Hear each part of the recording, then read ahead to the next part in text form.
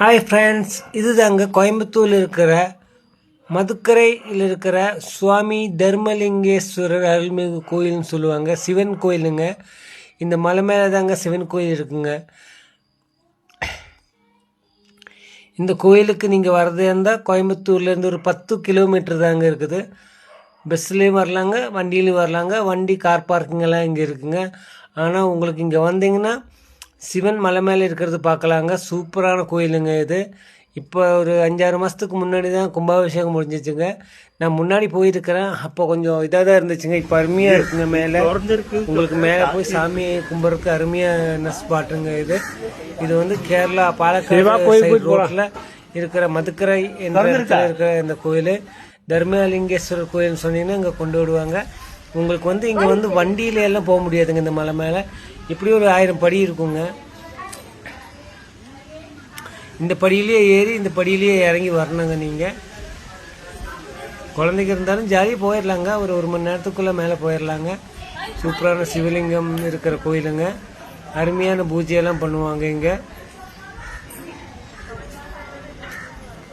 நான் இங்கே போயிருக்குங்க. சூப்பரான ஒரு இதாக இருக்குங்க. சூப்பர் அருமையான ஒரு பக்தி வசமாக இருக்குங்க. உங்களுக்கு சிவனை பார்க்குறக்கு பூஜை இதெல்லாம் நிறைய பண்ணுவாங்க. இங்கே பார்க்குறக்கும் சூப்பராக இருக்குங்க. இந்த கோயில் மேலே மலை மேலே நின்னீங்கன்னா கோயம்புத்தூர் சிட்டியை பார்க்கலாங்க. அந்த மாதிரி ஒரு மலைங்க இது. நான் இதில் போய் நிறையா குழந்தைங்க அவங்க இவங்க எல்லாம் நடந்து ஓடி வரும்போது பார்த்தா மலை ஏற முடியாதுன்னு நினச்சி செல்லுன்னு ஏறிடுறாங்க குழந்தைகள்லாம்.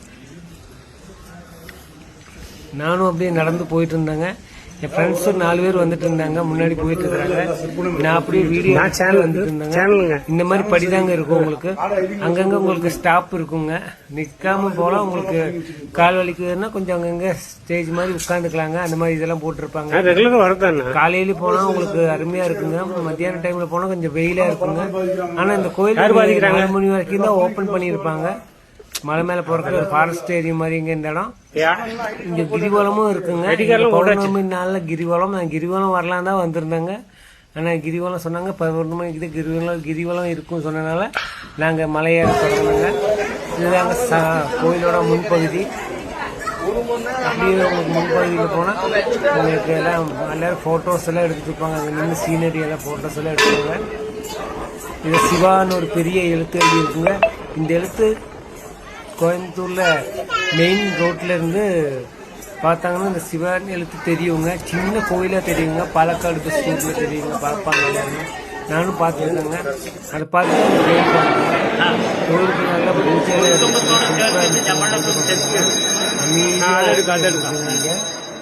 சூப்பரா பூஜையெல்லாம் பண்ணாங்க. பெரிய சிவலிங்கம் பழங்காலத்து மாதிரி. நான் உள்ளேலாம் சாமியை ஃபோட்டோ எடுக்கணும் எழுதி போட்டுருந்தாங்க. ஃபோட்டோ எடுக்கக்கூடாது. அதனால கோயில் வெளியே மட்டும்தான் உங்களுக்கெல்லாம் ஃபோட்டோ எடுத்து காட்டுறாங்க. நீங்களும் இந்த கோயிலுக்கு வந்து பாருங்கள்.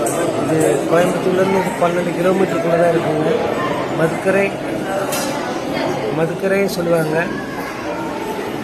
மதுக்கரையில் இருக்கிற உங்களுக்கு அருள்மிகு தர்மலிங்கேஸ்வரர் கோயில்னு கேட்டிங்கன்னா இவங்களை அங்கே இறக்கி விட்டுருவாங்க.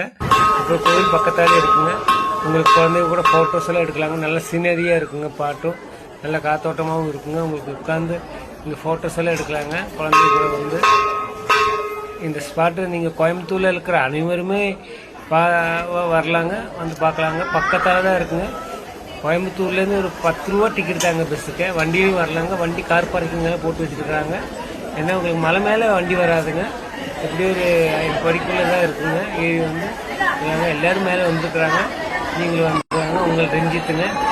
இங்கே அடுத்த வீடியோ சந்திக்கலாம். நன்றி, வணக்கங்க.